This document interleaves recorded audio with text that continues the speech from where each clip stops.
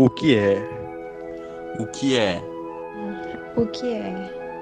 O que é ser cego? Oi, pessoas. Bom dia, boa tarde, boa noite. Estamos de volta, de novo com o senhor José Jorge Andrade Damasceno. Antes, eu gostaria de dizer que eu tinha prometido ao José Jorge que ele seria o primeiro a participar do nosso bate-papo, porque, na verdade, foi ele que me estimulou a usar o Google Meet. Eu trabalho com o Google Meet. E, então, esse bate-papo nosso, a raiz dele é inveja. Inveja que o Damasceno estava usando o Google Meet, eu quis usar também, né? Então, a raiz e a motivação é a inveja do Damasceno. Então, ele tem direito de ser o primeiro a participar de todas as coisas. Eu estou colocando ele como primeiro em todos os eixos. Tá? Antes de passar ao Jorge, eu quero agradecer os primeiros comentários que nós recebemos da apresentação. Aqui nós não escondemos nada. Tá? Nós já temos gravadas algumas coisas, e, como vocês sabem, a primeira parte do Damasceno já foi, e daqui a pouco a gente lança a segunda parte. Então, nós já recebemos alguns comentários, e eu gostaria de agradecer especialmente o companheiro Saulo Batista, professor da UEPA, meu colega e amigo, que me disse o seguinte: eu me referi ao teólogo Franz Joseph Inkelamert e achava que ele estava vivo. Ele me disse que, infelizmente, ele morreu esse ano. Não sabe precisar quando, uns 2 a 3 meses, mas morreu. Tá? E eu disse também que eu não conhecia a obra traduzida dele. Ele me mostrou um monte de obra traduzida dele. Então, quem quiser, procure na Paulus ou na Paulinas, que tem um bocado de obra dele traduzida. Tá? Então, agradeço imensamente ao companheiro Saulo Batista por essa informação. Bom, hoje, o meu amigo Damasceno, ele vai iniciar um novo eixo do nosso bate-papo, que é ser cego. E, antes de começarmos quaisquer coisas, eu passo a palavra para o Damasceno para suas considerações iniciais e depois eu retomo. Damar, alguém te chama de Damar, não? Uma senhora do seu convívio. Uma senhora do meu convívio? Dona Sônia. É? Para minha buzela chama Damar. Eu não sabia dessa intimidade dela com você, não. Não, mas com todo respeito. Com todo respeito, sim, claro. Vamos lá, suas palavras iniciais. Boa tarde, boa noite, e bom dia, boa madrugada também, né? Que há quem provavelmente há quem nos venha assistir pela madrugada. Bom, prazer enorme estar aqui de volta. E Maurício sabe, não sei se o Maurício se lembra, mas a gente já discute esse projeto e essas ideias há mais de 10 anos, né? Que eu me lembre, há mais de 10 anos. A gente já vem debatendo, e Maurício, à época, dizia: não, vou me aposentar, vou esperar me aposentar, que eu vou fazer e tal e tal. E demorou um pouquinho de se aposentar, e demorou um pouco depois de ter se aposentado, e agora ele pega com toda a força e coloca na prática essas ideias que a gente já vinha tendo ele, né? Principalmente ele, mas que eu abracei desde o início, porque, como historiador que trabalha basicamente com a memória e com a oralidade, com a história oral, que, na verdade, história oral e oralidade são 2 coisas diferentes, embora imbricadas, eu não poderia deixar de apoiar uma proposta como essa, e partindo de quem partiu, né? E o mais interessante, um doutor em história, cujos trabalhos, tanto de mestre quanto de doutor, estão fincados no século XIX, formular e executar uma proposta dessas, que trabalha basicamente com memória de pessoas do século XX. Embora, em algum momento, talvez ele até possa encontrar alguém do XXI, né? Mas, basicamente, gente do século XX, histórias do século XX, vidas do século XX, né? Referências do século XX, enfim.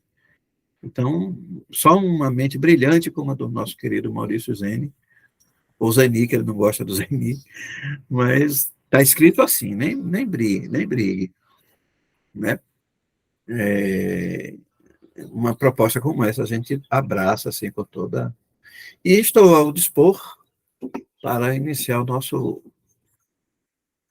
nossa troca de ideias. Eu só não vou reclamar do Zeni e do Zeni, porque você disse que eu tenho uma mente brilhante. Nem sempre eu ouço isso. Então, Pois é. eu vou ficar agradecido por essa... Né? Bom, eu vou começar a fazer algumas perguntinhas para nós contextualizarmos suas possíveis opiniões e que seja ser cego.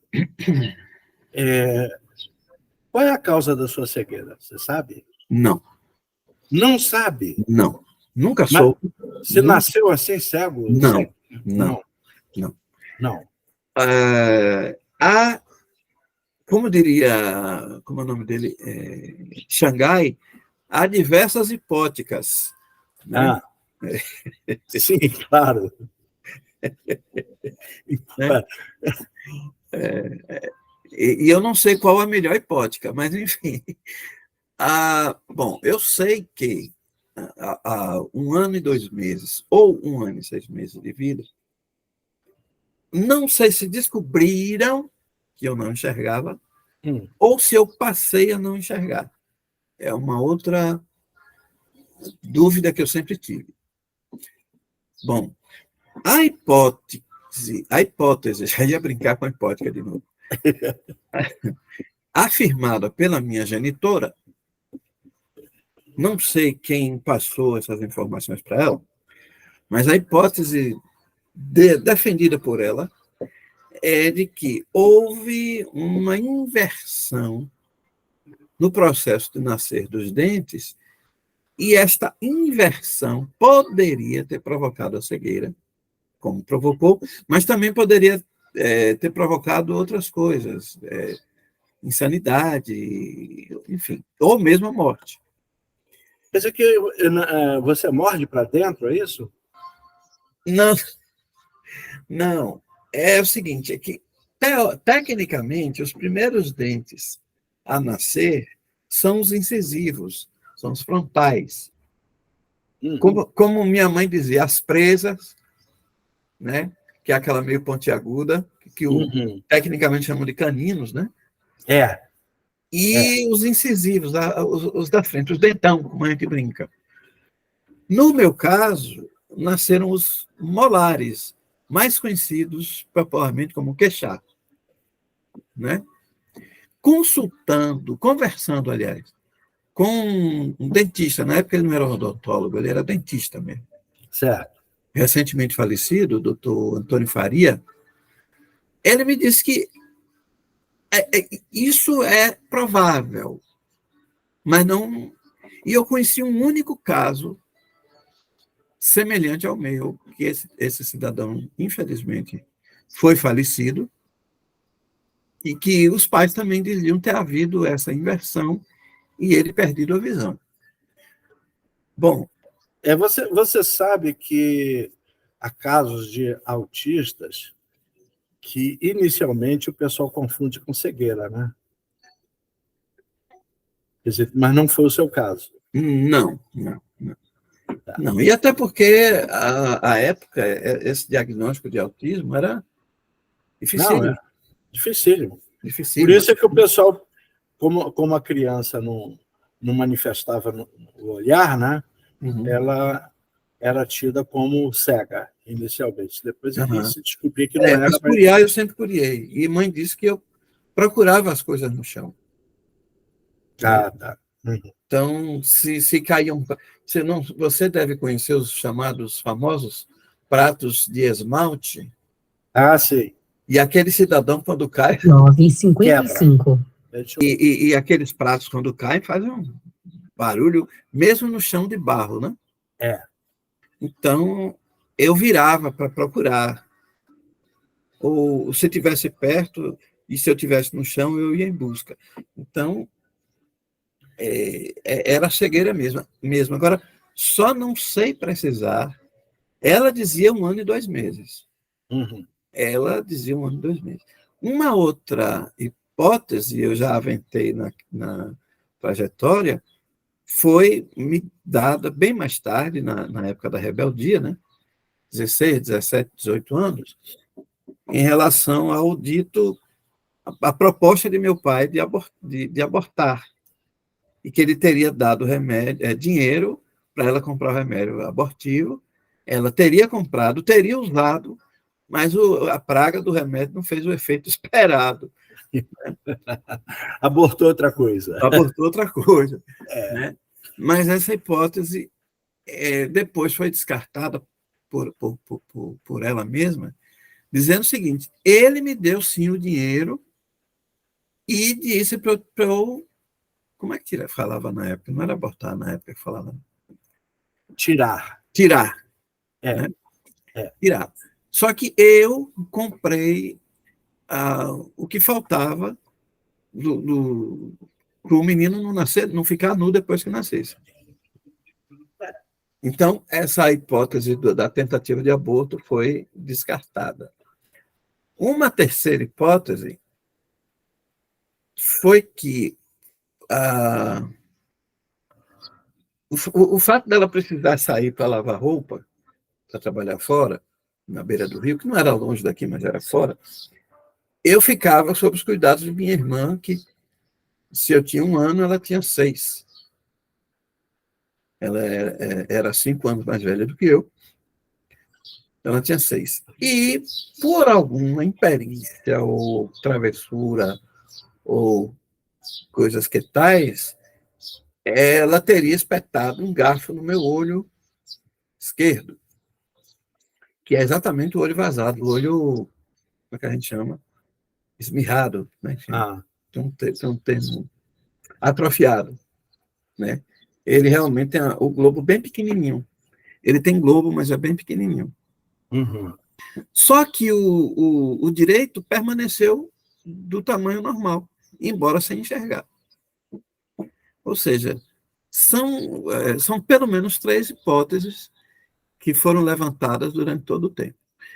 Por 2 razões, uma óbvia, né, me fizeram não querer avançar na descoberta.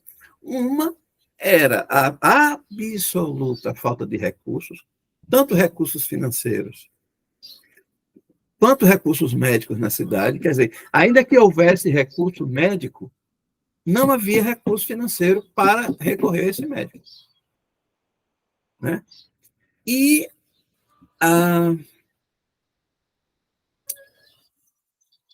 como é que eu diria? A improbabilidade de qualquer alteração do quadro.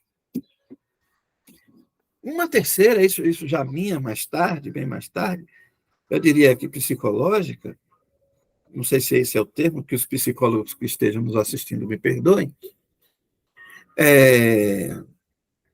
eu não quis criar expectativa e essa expectativa, por alguma razão, inclusive por razões financeiras ou técnicas, ser frustrada. Então, eu preferi assumir-me como cego, assumir a vida de cegueira e vivê-la da melhor forma que fosse possível.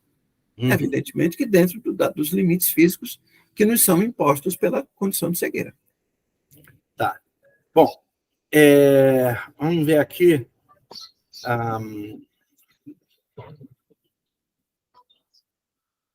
A sua profissão, você é professor, doutor, não é isso? Da UNEB, perfeito? Sim. Tá. Então, a gente vai assumir que a sua faixa de renda está um pouco distante do salário mínimo. Eu não quero saber qual é, tá? Acho que isso já fica já fica razoável. Eu Outra posso- coisa, na sua família há outros cegos ou você é o único? Único. Nunca mais aconteceu isso? Não, embora que todos usam óculos, inclusive meus filhos. Miopia, Ah, astigmatismo, todos, tanto do meu pai quanto da minha mãe, e os meus filhos também. E os meus filhos tiveram sorte que não saíram geneticamente a mãe deles, que era glaucomatosa, né? tá. Então, eles não têm glaucoma. Quer dizer, o pessoal levanta a hipótese de que o glaucoma seja genético, né? É. Quer dizer, o que significa que a mãe era cega. Era. Como exatamente pela minha causa de cegueira ser desconhecida e pela causa de cegueira dela ter sido glaucoma, nós levamos os meninos à oftalmologia desde cedo, 1 ano e meio, 2 anos. Uhum. E logo, imediatamente, os primeiros oftalmologistas que examinaram os meninos descartaram a possibilidade de glaucoma. Até porque, como eu disse, geneticamente eles saíram mais a mim do que a ela. Sei. Bom, então vamos fazer assim. Agora eu vou querer aquela sua explanaçãozinha. Antes, Sim. minha faixa de renda é do deputado, que eu já estou no 25,5% do imposto de renda. Ou seja, provavelmente só os meus filhos, quando tiverem no auge das suas respectivas carreiras, é que terão provavelmente um salário igual ou superior ao meu. Isso do ponto de vista da família. Isso as duas famílias, a família paterna e a família materna. Então, é um dado que é importante, ou seja, de alguma forma e de forma involuntária, mas é forçado pelas circunstâncias, logicamente, eu quebrei a barreira da renda familiar. E vamos aguardar para os seus filhos poderem sustentar você, né? Que é uma pretensão. Que aposentado o negócio... Então, vamos fazer assim. Você vai ter o tempo que você quiser para você explanar o que você entende por o que é ser cego. Bom, é agora. É agora. Agora. Você, como examinador da minha tese, viu que eu sustentei algumas formulações e chamei em meu socorro o seu conhecido e provavelmente professor, o Spínola Veiga, né? Não foi meu professor. Não chegou, né? Não, todo mundo diz que é sorte minha, porque ele era péssimo professor. Não, veja bem, eu não fui, eu não posso dizer. Todo mundo dizia. Ele não era. Mas, enfim. Não era Então, fácil, eu fiz uso das duas obras dele, uma de 46, outra de 83, ambas publicadas pelo José Olímpio, para me fundamentar em algumas questões.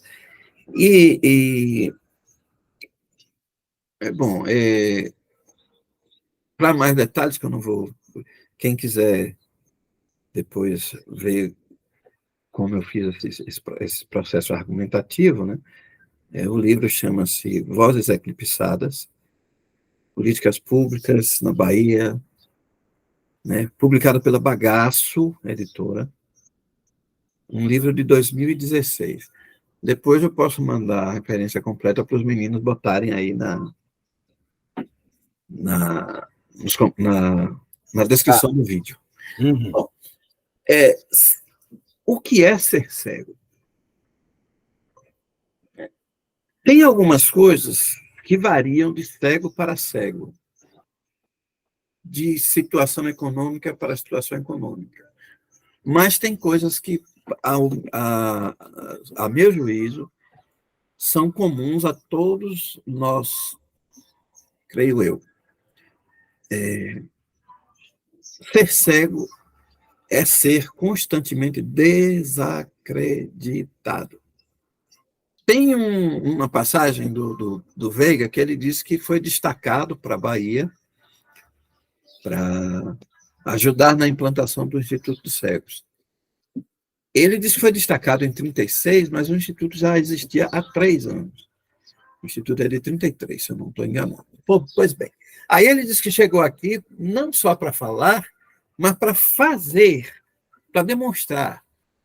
Aí ele diz que arranhou o francês, que mastigou o inglês, que escreveu a máquina.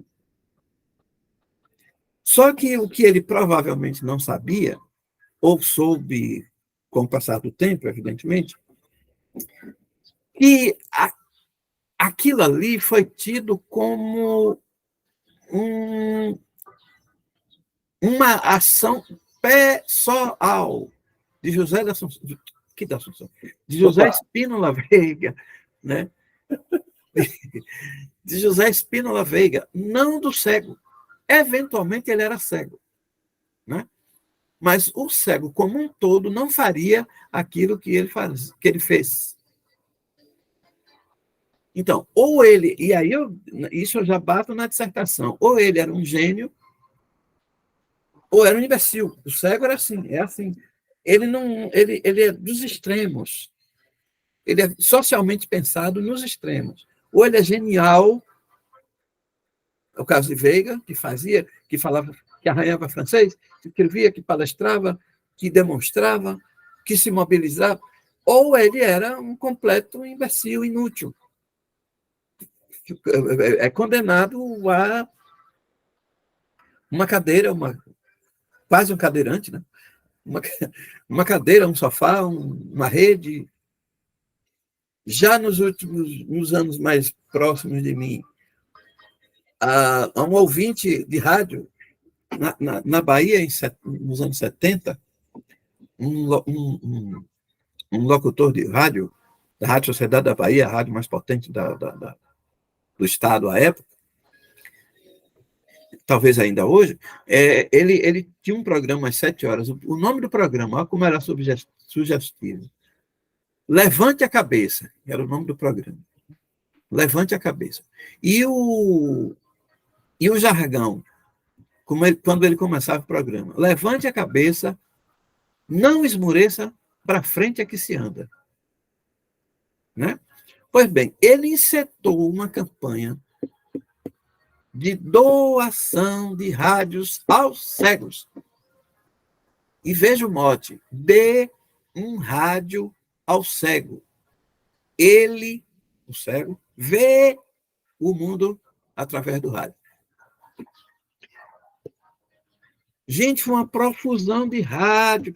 Não sei se você se lembra que surgiram uns rádios pequenininhos, que mal cabia na palma da mão, que era alimentado por uma única pilha. Você lembra desse rádio? Lembro. Pronto. Você ganhou quantos? Perdi a conta. O Instituto recebeu... Eu não cheguei a ganhar porque eu tinha um Nicei, né? Aquele Nicei de 3 pilhas, grandão. Ah, sei. Né? De 6 faixas e tal. Mas o Instituto recebeu a profusão de rádios que distribuiu entre seus cegos, né? Isso em 75/76. Enquanto esse cara foi deputado estadual, Milton Moura Costa, o nome do cidadão. Esse camarada foi deputado estadual por, não sei se mais de uma legislatura, mas enfim. A partir desta... Então, o cego era percebido, ainda nos anos 70, como aquele cidadão que precisava de um rádio para interagir com o mundo. Ou seja, ele, de per si, não se apropriaria do mundo. Então, é um sujeito desacreditado. Ser cego é ser desacreditado. Uma outra condição que nos impõe a cegueira é o cego queira ele ou não, necessitado de ajuda. Isso independente de que a ajuda seja essa. Ajuda financeira mediante esmolas, ajuda financeira do Estado, né, Maurício? Mais recentemente, ajuda dos passantes.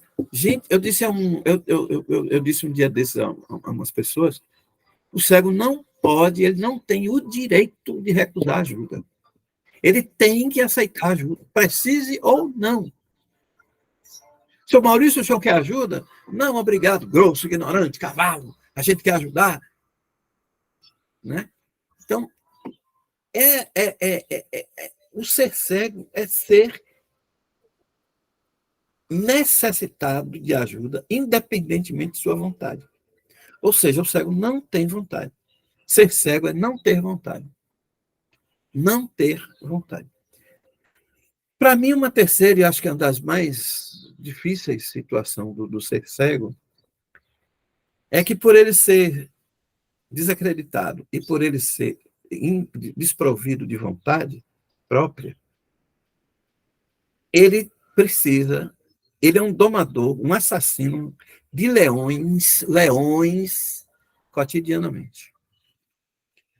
Não adianta Maurício Zeni ter passado no concurso da UEPA. Ele vai precisar provar todos os dias, todos os semestres, todos os anos que é um bom professor, que conseguirá dar aula, que conseguirá avaliar, que conseguirá ter o mesmo desempenho intelectual dos seus pares enxergantes.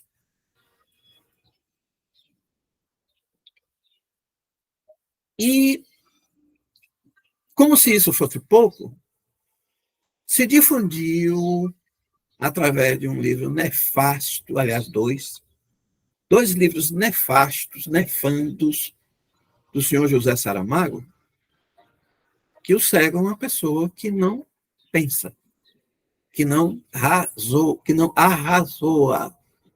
E o ensaio sobre a cegueira e o ensaio sobre a lucidez são dois libelos a esta ideia. Não sei se você teve a infelicidade de ler esses dois livros, e eu a tive em 2 noites de insônia.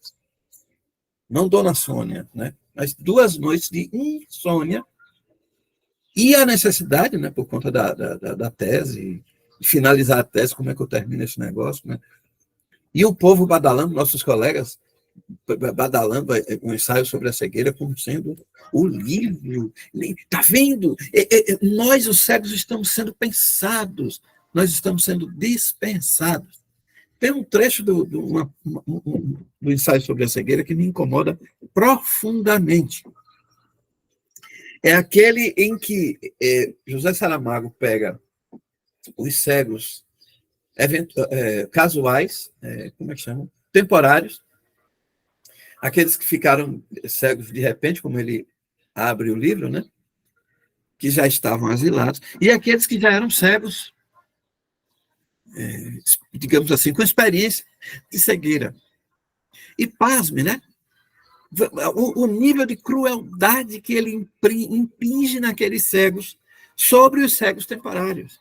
Ou seja, os cegos que eram tão irracionais, tão irascíveis, tão estúpidos, quanto os cegos temporários que estavam sujeitos à sua crueldade, à sua maldade, à sua vingança até. Desgraçados. Agora eu vou mostrar a vocês o que de fato é ser cego, miserável. Né? Aí, como se acha... Aí, e o mais interessante, né? Todo mundo que cegou naquele processo inicial volta a enxergar. E claro que os que já eram cegos antes não voltam a enxergar. Ou seja, continuarão cegos dos olhos e cegos da razão. A minha resistência, Maurício, à leitura do ensaio sobre a cegueira, eu acho que eu já te expliquei isso pessoalmente, mas aqui em público, foi devido à entrevista que ele concedeu a uma revista lisboeta. Eu faço uma confusão, mas acho que foi o Expresso.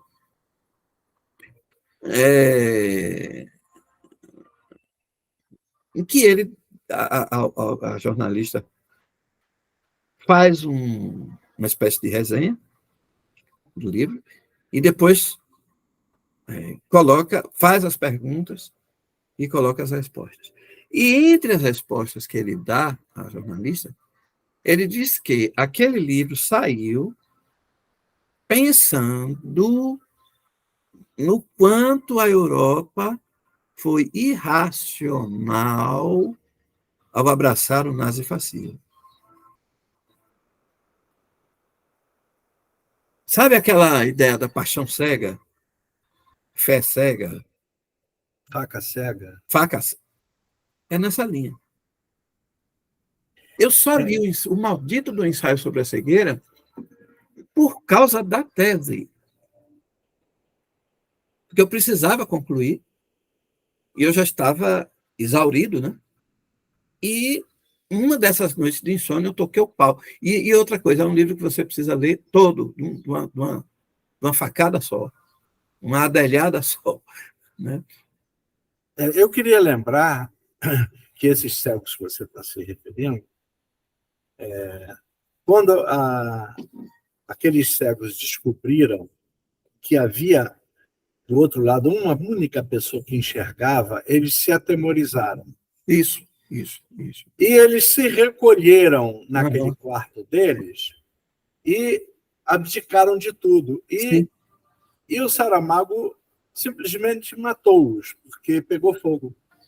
Exato. E eles morreram todos carbonizados. Isso, de fato, eu tinha escrito. E esta vem a cegar no ensaio sobre a lucidez. Ah, é? Eu não li o ensaio. Eu não li. Mas de tanto que você está falando mal do ensaio sobre a lucidez, eu vou ler. Leia. Eu espero que você goste, porque eu detestei. Claro, pode deixar. Mas eu detestei. A obra em si, não é a obra. Eu não estou falando da obra. Estou falando do que subjaz a obra. Quer dizer, do modo de pensar que essa obra pode impingir na sociedade. A sociedade já não nos pensa de forma, digamos, racional. Nós não raciocinamos. Nós não conseguimos distinguir o amassado do desamassado, né?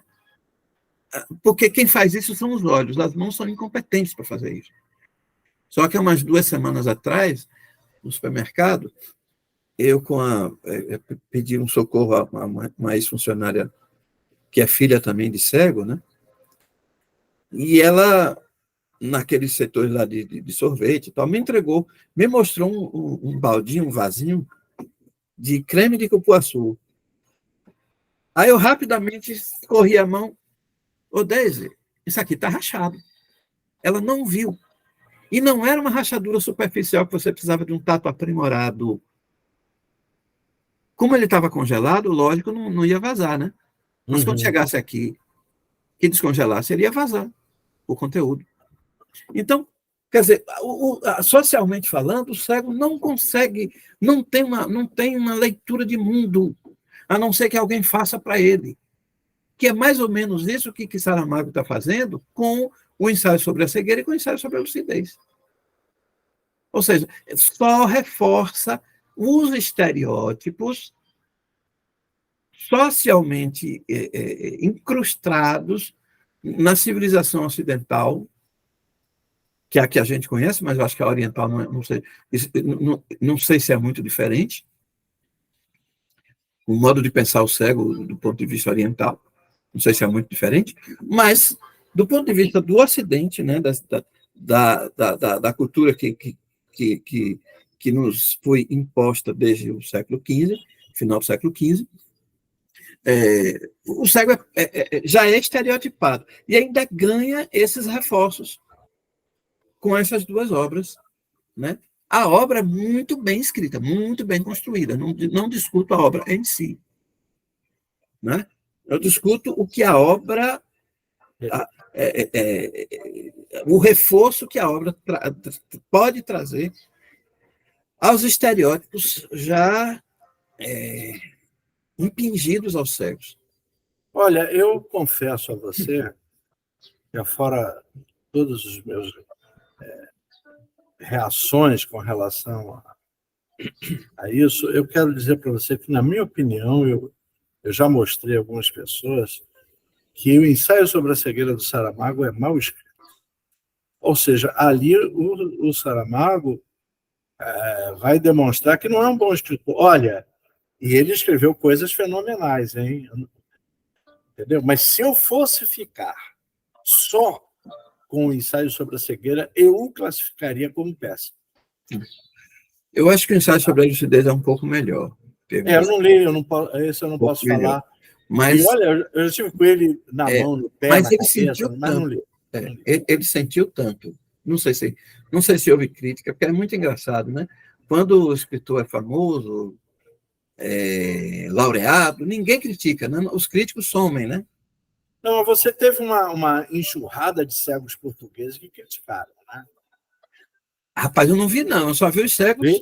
Não, vi. aplaudindo de pé. Não. Não vi, não. Eu encontrei, inclusive, textos deles fazendo críticas acerbas ao Saramago. Enfim, né? eu conversava... Mas teve de tudo. Tá? Teve de tudo. Mas eu vi mais os aplausos. Até porque aquelas listas eram terríveis, né? Conversando no grupo de pesquisa do Barros, os meninos cassete. Aí eu comentei, Barros ficou, não, mas você é o único. Eu digo, não. Talvez eu seja o único que exponha. Né? Você podia ter me chamado, eu também. Né? Eu também. Então, quer dizer, o cego é incapaz de... o ser cego tem esse ingrediente, né? Tem esse estereótipo fincado, muito bem fincado, na cultura e na sociedade ocidentais, de que o cego é incapaz de, sozinho, de per si, fazer uma leitura de mundo. Ele precisa do rádio, ele precisa de alguém que enxergue para... É engraçado como as pessoas se preocupam logo quando você começa a namorar com Sônia, há 30 anos atrás.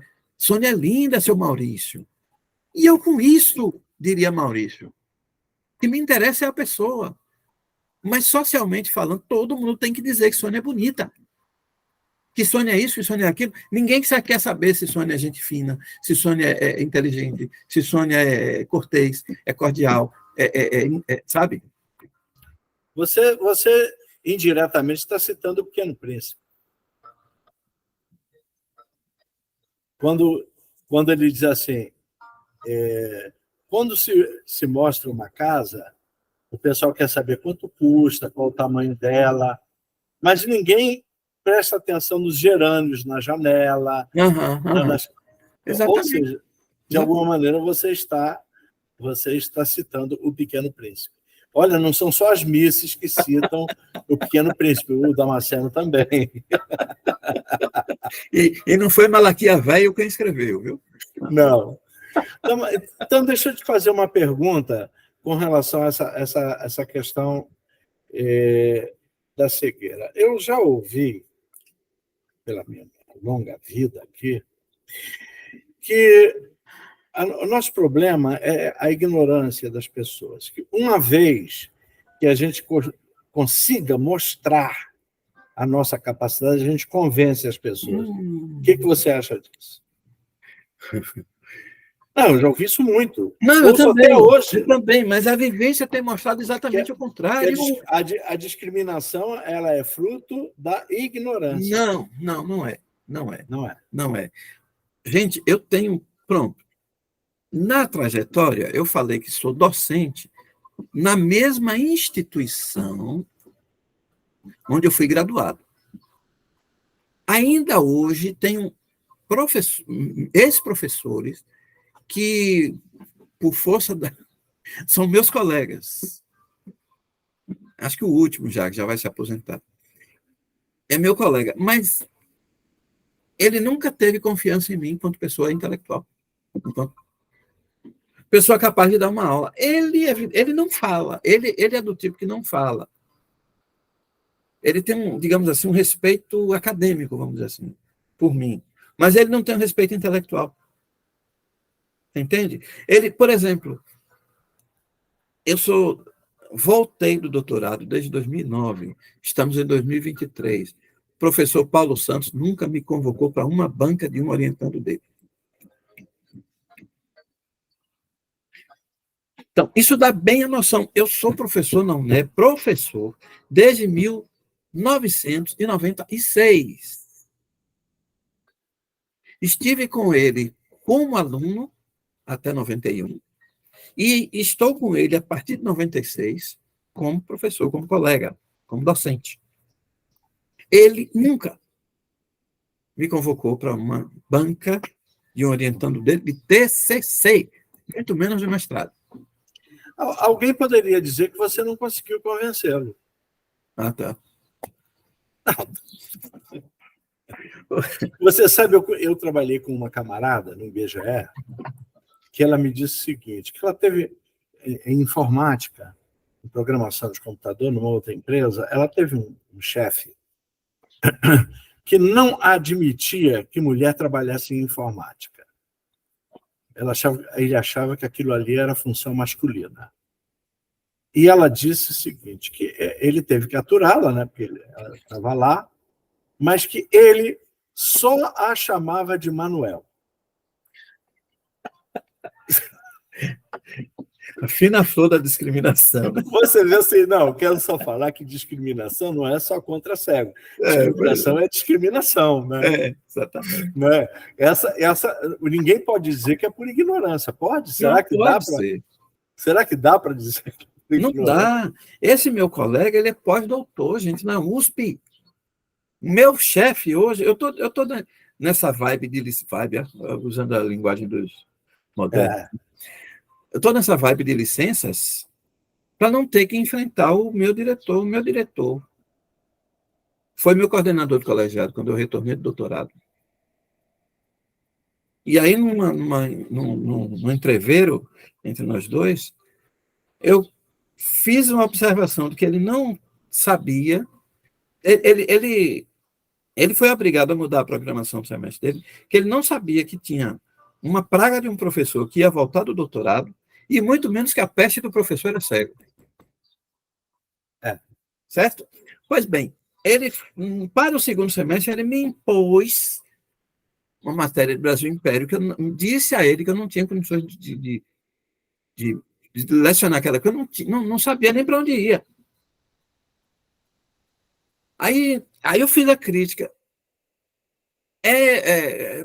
O problema é que se chega no colegiado. No colegiado, eu não disse não, Neve, no que ele veio de outra unidade. Se chega no colegiado de paraquedas e não conhece os colegas, ele gritou, ele não fala, ele grita, né? Que quem chegou de paraquedas foi a puta que pariu. Que ele, isso em plena reunião de colegiado, viu? Isso foi em reunião de colegiado. Não foi na sala dele, não foi no corredor, foi na reunião de colegiado. E que ele entrou para o concurso, mas o senhor, professor, eu não sei por onde entrou. Aí eu, claro, entrei pela janela, professor. Né? Então, por aí você... Então, isso não é ignorância. E esse cara é pós-doutor não sei em que inferno lá alguma universidade lá, não sei se Cambridge, não sei que inferno é, lá em Oxford, não sei. Enfim, é marxista tão talo. Ah, é marxista? Ah, tá. Ele é um dos membros do grupo de estudo, de pesquisa, sei lá, Mundos do Trabalho. Pronto, por aí você já tira. Ah, tá. Mundos do Trabalho, sei. Pronto. Né? Foi candidato a Ampul, graças a Deus perdeu. Né? Então, hoje ele é diretor da unidade, gente. Então, para evitar, para fugir de confronto e de humilhação, porque eu não sei bater boca. Eu não aprendi a bater boca. Né? Não aprendi a fazer barraco. Ele, para mandar ele mandou um funcionário tomar naquele lugar. E ele foi? O funcionário processou ele, mas ele chegou a turma não deixar disso, né? Resultado, ele tirou o processo. Eu não tirava. Se eu tivesse a chance de processar aquele cidadão, pois bem, peguei licença prêmio, primeiro semestre, toda licença para estágio pós-doutoral, E espero pegar mais um semestre, no segundo semestre do ano que vem, para quando voltar em 25, ele já está na última fase da gestão dele, já da reeleição. Provavelmente ele vai se reeleger, vai, entendeu? Então, eu vou votar nele, pode ficar tranquilo. Vem cá, me diga aqui uma coisa. então, só fechando, então a ignorância, se você for falar isso para o homem da feira, para a mulher do restaurante, para a zeladora do prédio, digamos assim, teoricamente fica perfeito. Mas não é verdade. Quando você pega um pós-doutor, um doutor, quando você pega um docente, quando você pega você desconstrói essa assertiva. É a mesma história da gravidez indesejada. Nos anos 70, não, a adolescente fica grávida por falta de informação, por falta de orientação. E nos anos 2010, 2020, a adolescente de 14, de 13, 14, 15 anos fica grávida por quê mesmo? Pelo mesmo motivo de antes. Com um mundo de informação que tem aí, né? É. Pois é. Então, quando você compara dois grupos, o grupo dos ditos analfabetos, dos ditos iletrados, ou das pessoas com baixa escolarização, e pega essa turma de Cambridge, de USP, você vê que a gente consegue desconstruir essa assertiva. Tá certo. Bom, vamos partir para coisas ligadas à cegueira. O Braille. Você sempre usou o Braille? Sempre. Sou apaixonado pelo Braille. Leio espanhol e francês em Braille, inclusive. Uhum.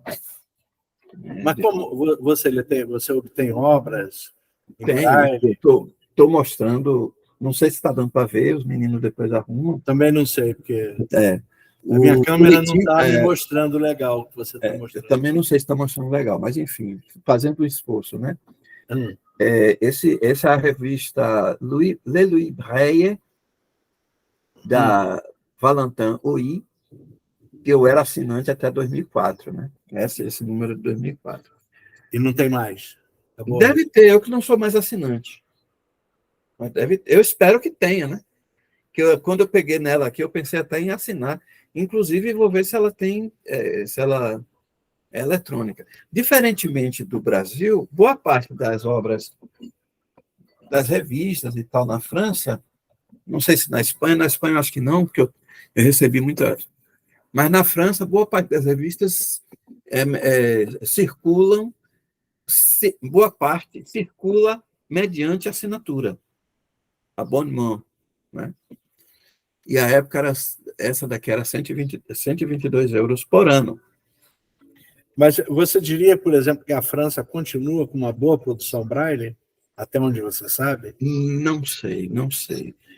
Não sei porque, infelizmente, os próprios cegos, e aqui nós temos observado isso, têm detonado, abandonado, detratado o Braille, né? É ruim, é lento, é não sei o quê, é difícil. Então, as pessoas cegas, simplesmente estão abandonando o Braille. Até pessoas que, na nossa época das listas do Vox e tal, eram defensoras ardorosas do Braille. Eu vi um dia desses que eu falo, deve ter uns 2 anos, ou talvez um pouco antes da pandemia. Essas pessoas simplesmente desancando o Braille. Eu não acreditei. Não acreditei. Agora, me diga que você não acha que há uma certa contradição entre, por exemplo, o que o pessoal hoje chama de desbrailização, né? Uhum. O Braille está desaparecendo. Você hoje encontra Braille em caixa de remédio, né? Porque e botão de elevador, você encontra Braille, né? Agora, em compensação, você tem algumas organizações que fabricam a tal da linha Braille, que você conhece. Estou com ela na minha frente aqui. Por que eles fabricam linha Braille? Aí, muito provavelmente, para leitura no computador. Porque o- sabe, porque a linha Braille ela ajuda muito. Um texto longo é meio complicado ler, mas eu leio. Mas é complicado a gente ficar passando linha por linha e tal. Mas, por exemplo, na hora que você está dando uma aula, eu só vim ter essa chance a partir de 2019. Você não sei se chegou a ter. Você dá aula, negão, ouvindo o DOSVox ou o JAWS, é dureza, né? Você querer fazer uma citação de um trecho de uma obra qualquer, de um teórico, de um filósofo, a partir, ouvindo a leitura e repetindo, é medonho, né? Medonho. Nunca fiz. Hã? Eu nunca fiz. Eu tentei uma vez, mas vi que não deu certo, desisti. Eu pensei, eu acho que eu tive um pesadelo quando eu pensei em fazer, aí eu não fiz. Entendeu? Então, a linha Braille ela veio a dar uma melhorada nessa questão, porque a gente consegue ler um trecho, passagens e tal, a partir do computador. Ou quem tem mais habilidade, não sou eu essa pessoa, coloca um cartão de memória na linha Braille e lê, independentemente do computador. Eu acho que só que é um troço ainda muito caro, poucas pessoas têm acesso. A que eu tenho nas mãos agora, por exemplo, pertence à instituição. Se eu me aposentar amanhã, eu tenho que devolver o equipamento à universidade. Então, ele ainda é um equipamento muito caro e, consequentemente, de bem pouco acesso. Mas resolve um problema básico do Braille, que é o armazenamento, o espaço, né? Uhum. O espaço que o Braille ocupa, nós, não sei se foi com você, a gente estava comentando sobre o livro de Érico Veríssimo, Seu Embaixador, que eram 6 partes. Exatamente. Ocupa muito espaço. Ocupa muito espaço. Há muito tempo, desde a década de 70, que o pessoal nos Estados Unidos e na Inglaterra fala no paperless Braille, quer dizer, o Braille sem papel. Né? Então, eles vêm lutando para desenvolver um equipamento desses desde a década de 70. Né? Eu cheguei a ler, eu acho que não sei se eu passei para você, mas eu passei para umas outras pessoas. Um projeto de Kindle em Braille. Já ouvi falar da Inglaterra, né? Da Inglaterra. Ouvi falar. Um Kindle em Braille. Eu, inclusive, ainda brinquei, deve ser mais ou menos do tamanho de um papel de ofício, de uma folha de ofício. E teria uma mão na roda, viu, seu Maurício? Porque, não. Maurício, a desbrailização está causando, agravando, na verdade, não está causando, está agravando um problema seríssimo entre nós, que é a ortografia.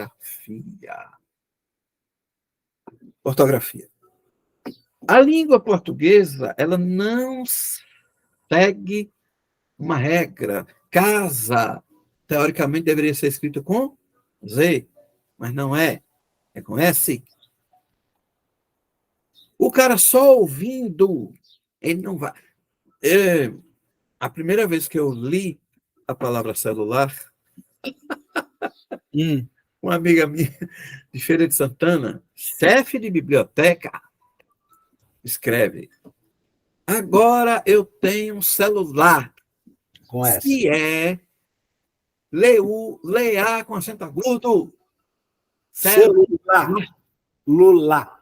Celular. Com S também? Lula. Com S também? Com S. Tá. Celular. Eu digo, praga, celular. Não vem de célula. Por que esse diabo desse celular está escrito com S? Porque ela não viu escrito. Ela só ouviu. Eu já conheci cegos que a gente podia chamar de ágrafos. E eu conheci um que fazia letras. E tinha maior dificuldade de saber como se escreviam as palavras. E fazia letras. Eu achava isso. Numa edição da RBC, que eu não sei precisar qual, mas eu não esqueço disso. Cérebro estava devidamente escrito com S. Ora, muito bem. E olhe que a RBC tem revisores. Tem. Mas o cérebro estava lá com bom S. É Bonitinho. É Bonitinho. mesmo? Bom, primeiro tem que saber a fonte, onde é que eles conseguiram escrever cérebro com S. Com S. Né? Então, quer dizer, nós temos. E a desbrailização só está piorando isso.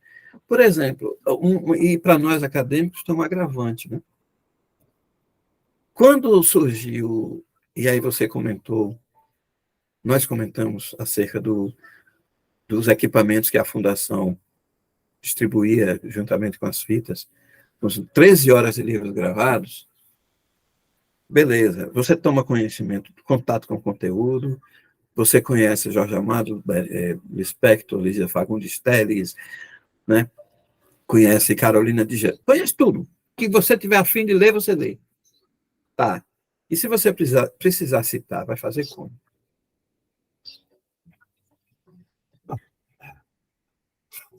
Bom, me diga aqui uma coisa. Bengala, você sempre usou bengala? Sempre. Inclusive a de cabo de vassoura, de cabo de guarda-chuva e pau de cerca. Minhas primeiras bengalas foram improvisadas.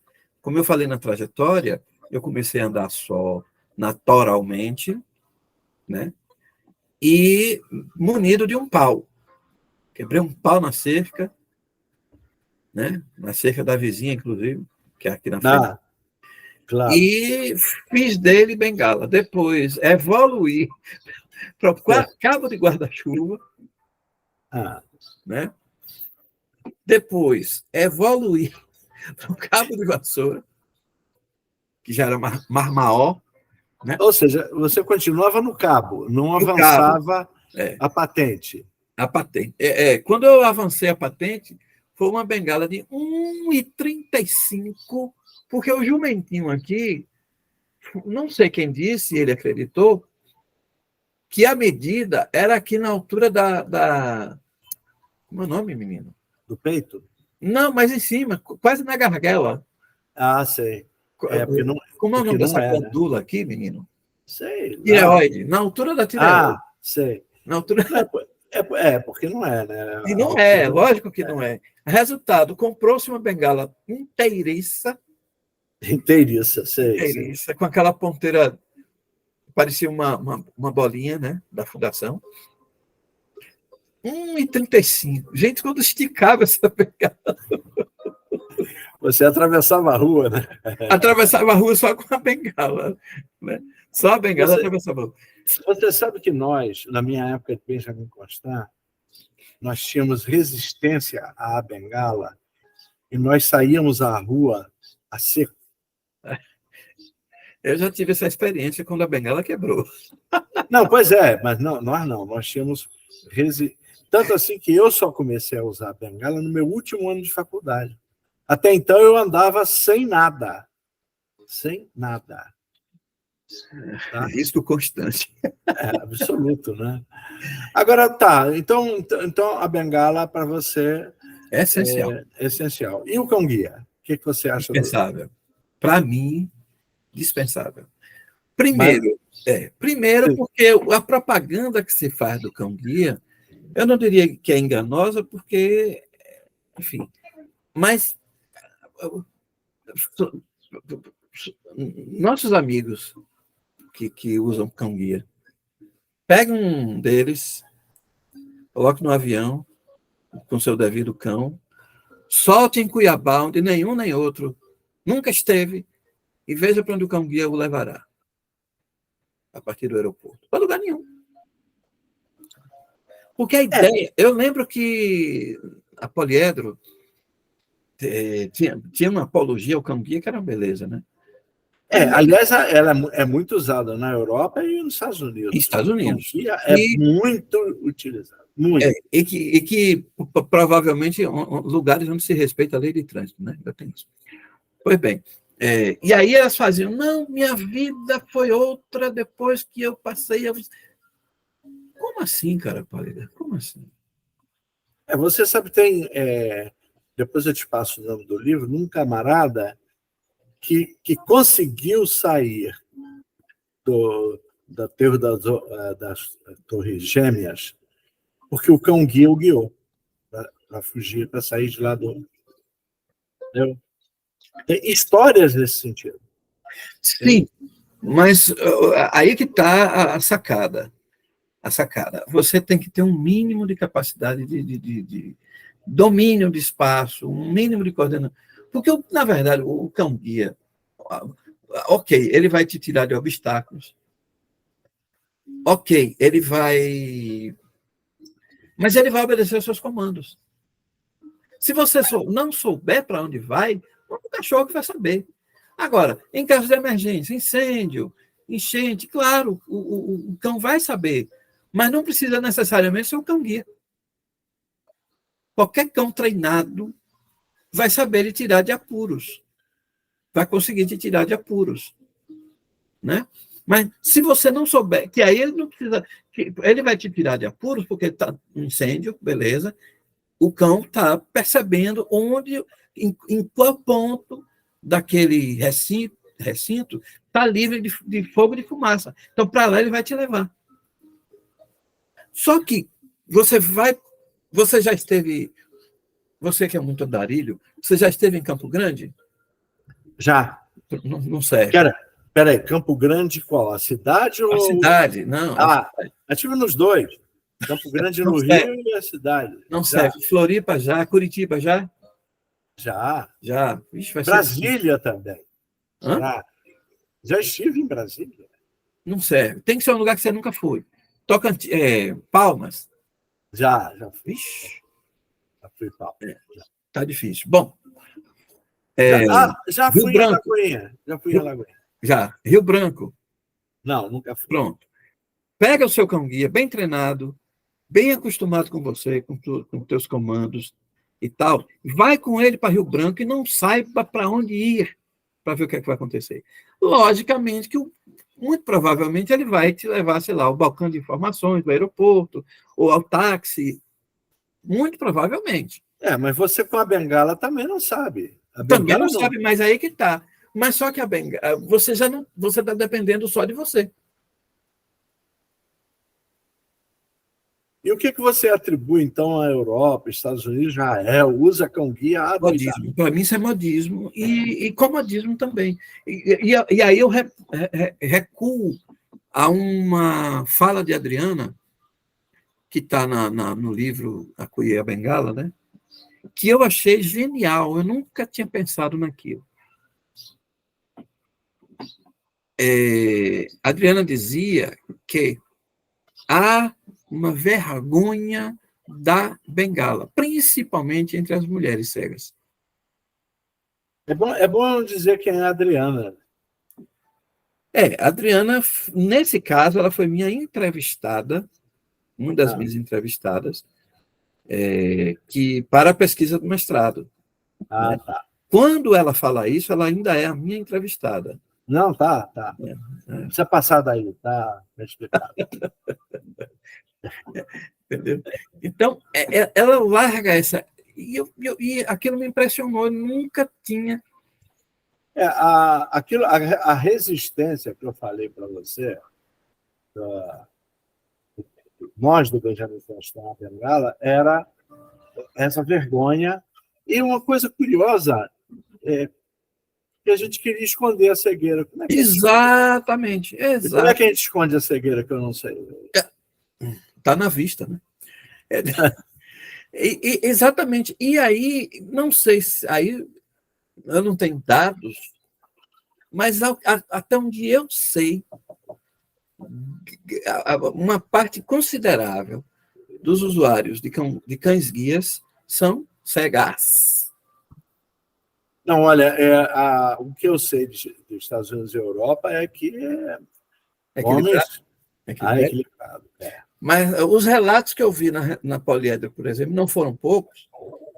Grande parte deles de mulheres, advogadas. Agora eu posso exercer... E é? Não, aqui no Brasil, não, acho que não é equilibrado. A gente tem alguns homens que usaram cão-guia. Uhum. Mas na Europa e Estados Unidos e tal, é para lá e para cá. Não? Acho que não tem essa coisa, não. O certo é que, para mim, acho que a teoria exarada por Adriano na época faz algum sentido nessa perspectiva. E outra coisa, é também uma exigência, passou a ser uma exigência social. Gente, eu já fui cobrado por não usar cão-guia, eu não me conformo com isso. Tá bom. Um dia desses eu me dirigia ao Banco do Brasil, e o Banco do Brasil aqui, a agência do centro da cidade, é por demais conhecida. Nunca sai, pelo menos do tempo que eu conheço, do tempo que eu circulo na cidade, aquele prédio nunca saiu dali, nunca. Então, um prédio absolutamente conhecido. E eu me dirigia ao Banco do Brasil, só que já encostado porque na frente dele tem uma espécie de canteiro, né? Uhum. E eu já encostado para chegar na porta. Um sujeito, um senhor já, que provavelmente, eu acho que tinha passado uma reportagem num Fantástico da Vida, desses aí, de cegos usando cão. Ele me grita, por que você não está usando um cão-guia? Aí eu respondi, porque para mim não tem nenhuma serventia. Né? Então, tem isso, quer dizer, a sociedade cobra. Daqui a pouco vão cobrar a gente usar Orcam, porque o Orcam faz o cego ver. Já me pressionaram por que eu não fazia o transplante de córnea. Né? Isso presta. Pois é. Não, essa resposta, essa questão que sempre levantaram para mim, eu já respondi várias vezes. Porque não é o caso. Não. Porque não é o caso. Não é transplante ocular. Pois é, a gente tem, por exemplo, essas campanhas, né, que todo mundo considera muito benéficas. Vamos fazer uma campanha do cão-guia, vamos fazer uma campanha do transplante de córnea. Ela faz com que a sociedade absorva que isso é para todos. É para todos. Toda cegueira é proveniente da córnea. Todo cego tem que dispor de um cão-guia. É porque a campanha não vai dizer que é relativo. Nenhuma campanha diz que aquilo que eu estou fazendo a campanha é relativo. Exato. Né? Então, quando eu digo assim, o sabonete Bruchinski é uma maravilha, aí alguém diz, não, mas tem problema com determinado tipo de pele e tal. Mas ele não diz isso na propaganda. O Bruchinski passa a ser o sabonete. Exatamente. O sabonete. E aí, o que mais me incomoda, não, você não vai ter custo. O exército treina o cachorro, você vai... Não, o mais engraçado, o cachorro fala inglês. Akuma? Akuma é? Como diria Raul Seixas. Akuma é? Cachorro falando inglês? Quer dizer que eu tenho que falar inglês? Eu tenho um amigo, ele não chega a ser seu amigo, você deve conhecer de longe, que ele tentou ter um cão-guia, mas ele não ia conseguir. Jamais ele conseguiria ter um cão-guia. Jamais. Então, passou a acontecer uma inversão. Ele saía com o cão para passear. E disse que o cão era uma cadela, Margarida. A Margarida era pontual, dava 5 horas da manhã, no relógio. Ela ia com as patas chamar ele para caminhar. Então, ele disse, eu passei a ser o único cego guia de cão. Guia de cão.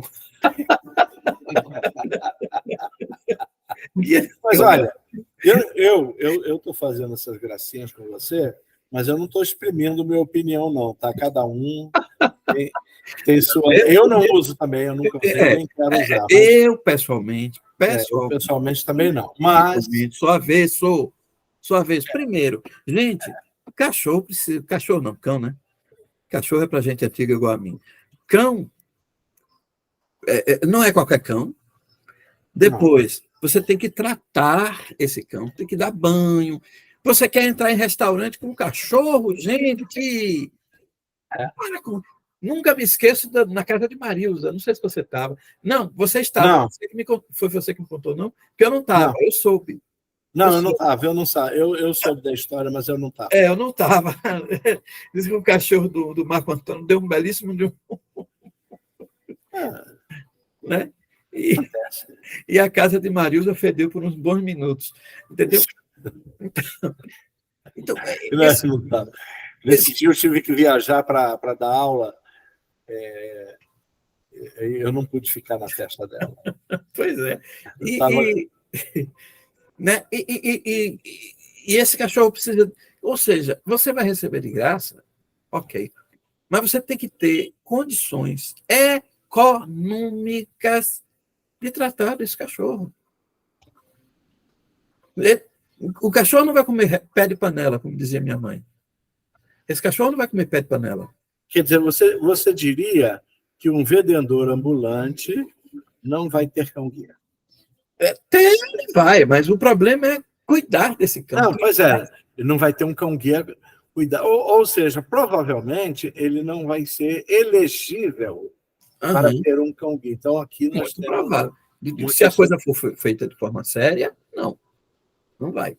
Que ele poderá revelar que não tem condição financeira de sustentar o cão. Sustentar o cão, gente. É um trato. Ele como é um labrador, o labrador é bastante peloso. Eu sou apaixonado por cachorro, mas dos outros. Né? Eu gosto, né? Gato, cachorro, deitado no meu colo, mas dos outros, sabe? Então, o labrador ele é bastante peloso. Quer dizer, tanto você tem que cuidar da sua casa. Segundo o falecido Humberto, uma colega sua do Rio botava. Isso deve ser sacanagem dele, né? Devia ser sacanagem dele. Botava o cão-guia para dormir com ela. Não pode, gente, não pode. Por mais que você seja. Você chamou de Humberto, então é Humberto. O Humberto era exagerado. Exagerado ao extremo, né? E ele fazia isso para sacanear. Mas de qualquer ele fazia isso. Mas de qualquer modo, o cachorro, ele não deve dormir nem no seu quarto, porque ele é muito peloso. Então, você tem que, sabe, aspirar. Aí você respira aquele pelo. Se você tem asma, está lascado. Mas essa história do Humberto, eu não sei se é verdade. Não, também acho eu imagino até a quem ele está se referindo. Ela mesma. Mas eu não sei se é verdade. Nunca perguntei. Eu acho que ele fez de sacanagem. Que ele também acho. Também acho. Mas, mesmo que não fosse na cama, nem no quarto, gente. Porque você, sabe, aquele... é um animal. E por mais que ela trate, por mais que ela escove, que ela dê banho no animal periodicamente, por mais que ela, sabe? Mas ele solta pelo. Bom, me diz aqui uma coisa. Vamos passar para outra coisa. Vou te contar uma que eu achei muito genial. Eu estava me dirigindo ao metrô da Praça Sães Penha, no Rio. E aí, quando eu fui descer a escada, eu encontrei uma placa em braille.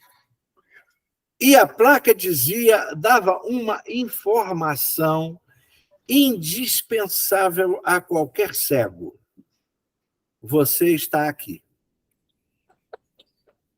Estava escrito. Você está aqui. Está aqui, é ótimo.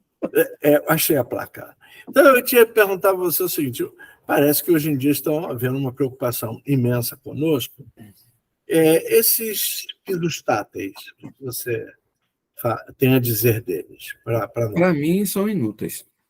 Para você, são inúteis. São. Por uma razão simples. Mas por que eles têm tanta prevalência assim, inclusive com cegos defendendo? Eu já encontrei, tá? Muitos cegos defendendo. Eu estou me eximindo, não estou dizendo se eu defendo ou não, tá? Tô deixando. Não, eu não defendo. É lógico que nem cabe a gente defender ou não, porque é um instituto legal. Inclusive, essas placas, você está aqui. Você está aqui, eu achei ótimo. Não, pelo nível de informação que eu estou falando. Tá? Ele queria que eu estivesse onde? Tá, pois lá, ali. Então, veja. Muito engraçado. Então, veja, A pista tátil, e um menino estava dizendo, a gente estava discutindo isso ontem de noite. Eu, pelo menos as que eu conheço, digo que as pistas táteis levam do nada ao lugar nenhum. Depois, de novo, socialmente nos obrigam a andar naquele diabo daquela pista. Seu lugar de andar é aqui. Não, meu lugar de andar é onde eu quiser, cara. Ignorante, grosso. Eu vou te contar uma história que é a seguinte: aqui na minha rua tinha, nem sei se ainda tem, nem faço ideia mais, um piso tátil. Ia de uma esquina a outra. Só que a minha casa não fica na esquina. Então, um dia eu estava andando fora do piso tátil para chegar ao meu portão. E um camarada disse: o seu lugar de andar não é aí. Pois é, está vendo você? Aí eu disse para ele o seguinte: eu sei, se eu andar aí onde você está falando, eu vou chegar na esquina, vou atravessar e vou entrar num bar que eu conheço bem a beça. Mas eu não estou querendo ir para o bar nesse momento. Eu estou querendo entrar na minha casa. Né? Pois E é. era verdade, eu atravessava e caía. Caía no bar. Cara no bar, que eu conhecia Pois muito. é, então a gente ainda tem que ouvir isso. Quer dizer, as pessoas, não, esse aqui é seu lugar de andar. Quem disse que eu. Né? O lugar que eu vou, essa pista não me leva. E outra coisa, aqui no Brasil, agora que eles fizeram a reforma, eu não sei como é que está. Mas até pouco tempo atrás, a pista tátil do Banco do Brasil, a agência Centro, era muito interessante. Você saía do banco, pegava essa pista à esquerda, né? Virava à esquerda, saía do banco, virava à esquerda, pegava essa pista. Essa pista dá na esquina, que eu sei que é do Correio, porque eu sei, tá? Porque eu conheço o espaço, mas a pista não tem como me dizer que na outra esquina é o Correio, ok? Bom, eu continuo virando à esquerda, seguindo a tal pista, que ainda está no perímetro do prédio do Banco do Brasil. Quando termina o prédio, termina a pista. Ou seja, dali para frente, eu que me... Né? Não, pelo menos você sabe que acabou o prédio do Banco do Brasil. Mas tem um detalhe importante. Onde é que ele acaba? Numa banca de jornal daquela de ferro. É muito legal. Ou seja, testa do cego na banca do jornal. Afinal de contas, ele tem que testar alguma coisa. Alguma coisa, né? Ainda que seja a banca de jornal. Muito bem colocada. Pronto, no metrô Rio, que eu usei o ano passado. Metrô Rio, o metrô, onde foi que eu fui? Catete Carioca. Todos eles têm duas faixas, né? Uma advertindo você que você não deve passar dali, e a outra que é a faixa amarela, que se você passar dali, você pode cair no trilho.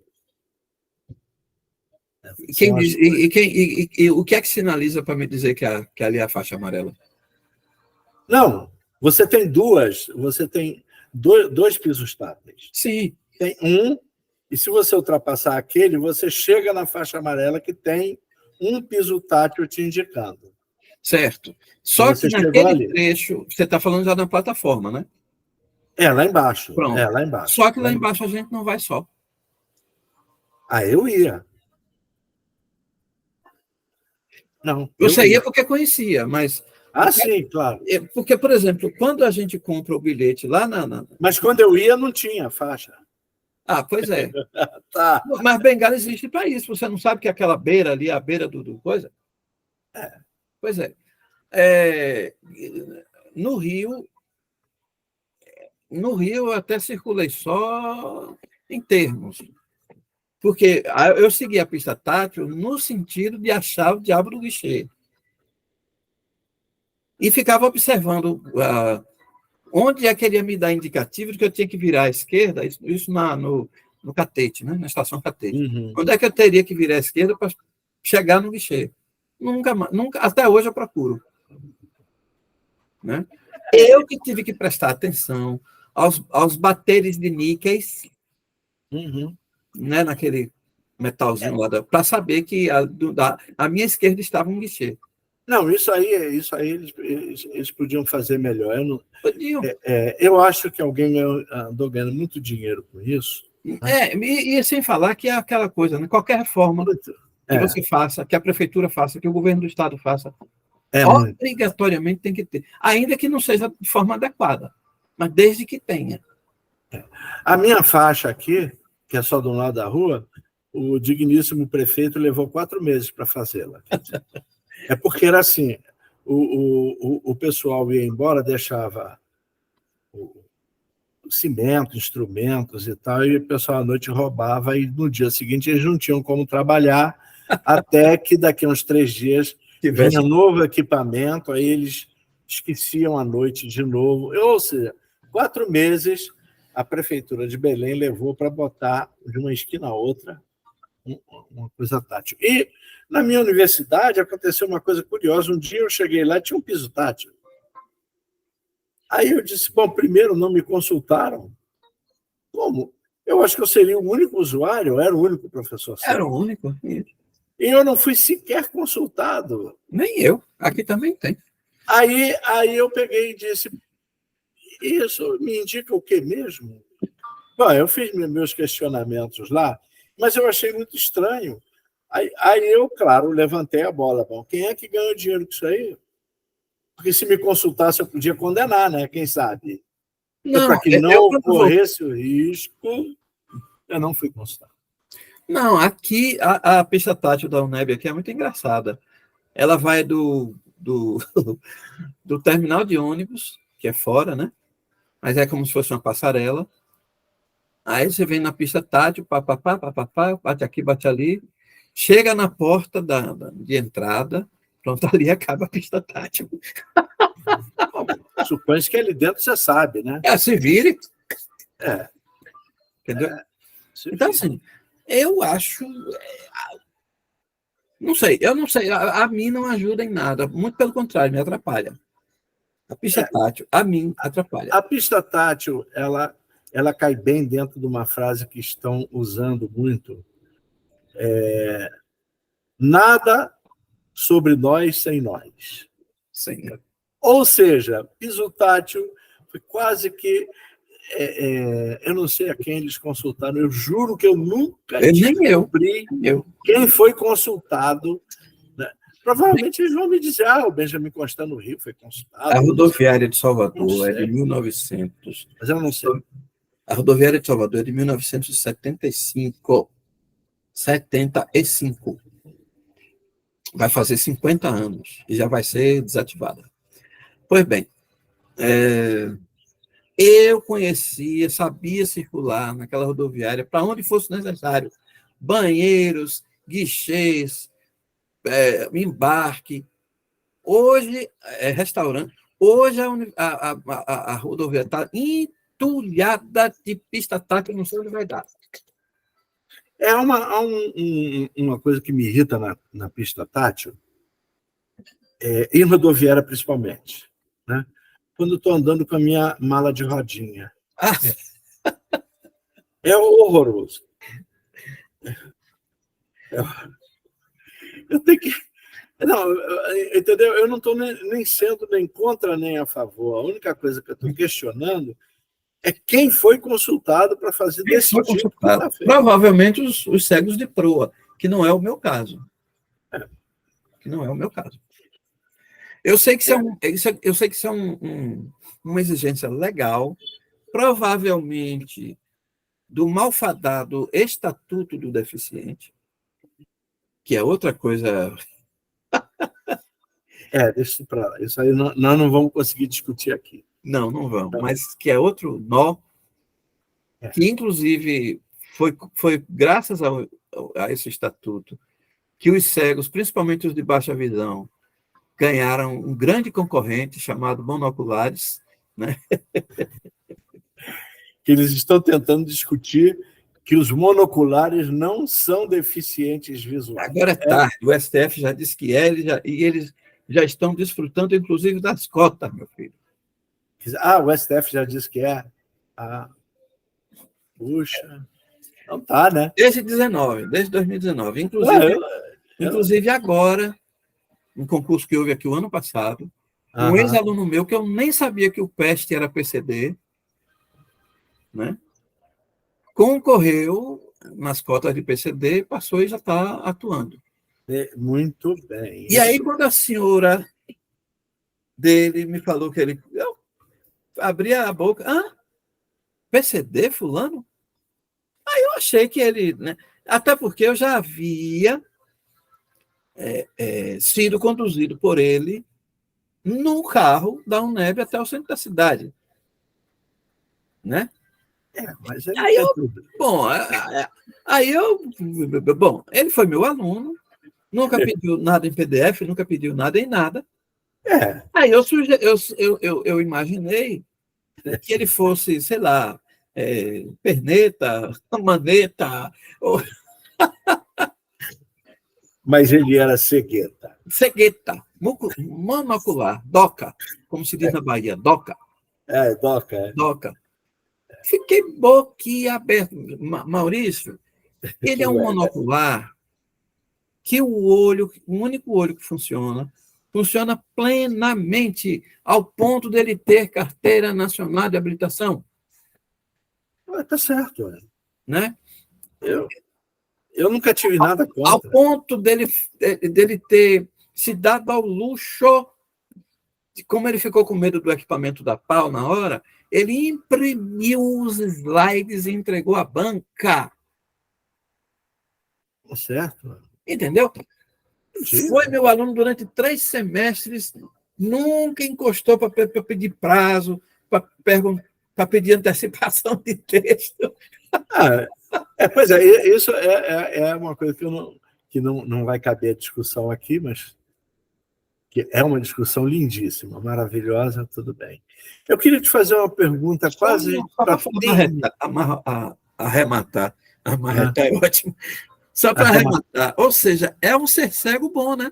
Não é bom ser cego assim? Deve ser. Cara, não sofre discriminação nenhuma. Não, mas ele não é cego, ele é deficiente visual, Vai dizer que ele não tem uma deficiência visual. Pois sei lá. Pois é. Não, mas eu nunca disputei cota, então eu não sei explicar sobre isso. Olha, agora me diga aqui uma coisa. Você hoje em dia considera que você tem leitura independente?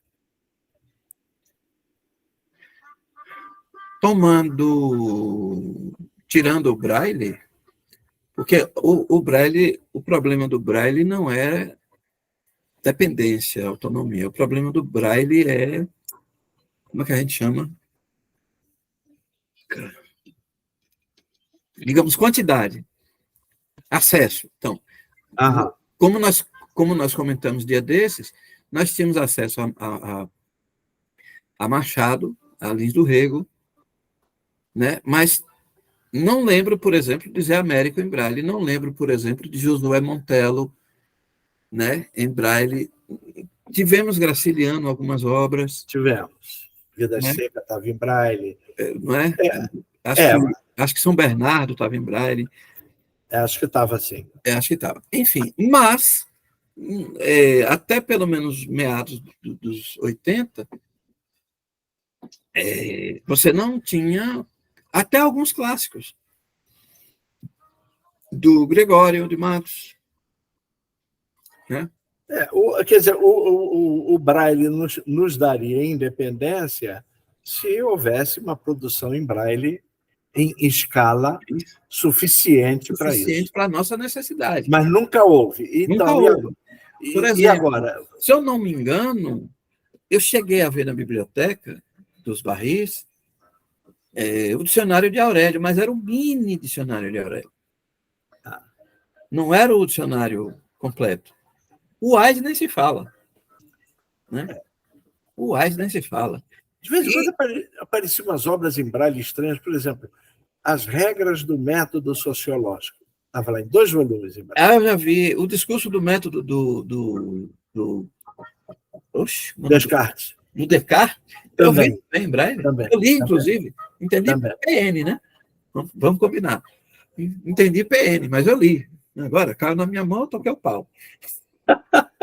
Né? Mas tá, o Braille infelizmente, O descartaram. Braille nos dá uma independência, mas não nos dá abrangência, né? Vamos dizer assim. E aí, hoje em dia, se você considera que você tem independência? Eu considero. Hoje, você usa o que? JAWS, NVDA? eu uso para DOSBox? leitura, eu uso mais o JAWS, mas de vez em quando eu recorro ao NVDA, mas eu uso mais o O JAWS. DOSBox você não usa? Não mais, mas usei muito. Não mais. E hoje Por que você não usa mais o DOSBox? Olha só, eu estou perguntando mesmo, eu não estou. Não, Não tem nenhum sentido crítico, não. Eu até gosto do DOSBox, mas o DOSBox nos impõe alguns limites. É verdade que você consegue, o Edvox consegue converter bem praticamente todos os formatos, mas até nos permite fazer marcações. Se eu não me engano, uma das últimas vezes que eu vi o Edvox, que eu usei o Edvox para ler, o Levox é triste, né? Esqueçamos. Não. A última vez uma das últimas vezes que eu utilizei o Edvox para ler, onde eu parei, quando eu reabri, ele estava. Mas não sei, velho. Essa coisa de você ficar trocando do sistema, vai para o, sabe? Eu prefiro ficar logo em um só. Primeiro, por exemplo. O que eu quero dizer é o seguinte: você não deixou o DOSBox, preferiu o JAWS, você não atribuiria nenhuma deficiência ao DOSBox? Não, o DOSBox parou no tempo, né? O DOSBox parou no tempo. O DOSBox de 2023 está muito parecido com o DOSBox de 2000, que foi aquela sensação, o DOSBox Windows e não sei o quê, que apareceu no CD para a gente instalar com a maior facilidade e tal. Não avançou muito, não, Maurício. Não, 20 anos, 23 anos, o DOSBox simplesmente parou. Até porque aquela equipe toda foi morrendo, foi se desfazendo. Acho que Borges também perdeu o interesse, né, que era o principal condutor do projeto. Me parece que ele perdeu o interesse. E o DOSBox simplesmente parou. E o que mais resistiu, que era o CartaVox, também parou, porque vamos combinar. Você tem que entrar no Gmail para fazer uma senha, para colar no quarto. Não, eu prefiro entrar logo no Gmail para ver minhas coisas. É claro que todas essas suas críticas, eu aguardo os comentários das pessoas que estão nos assistindo. Tá? Não, eu vou agradecer imensamente os comentários, né? Ou para apoiar, ou para qualquer coisa. Né? Vou agradecer profundamente e nós vamos, na medida do possível, colocar todos os comentários que nós recebermos, tá?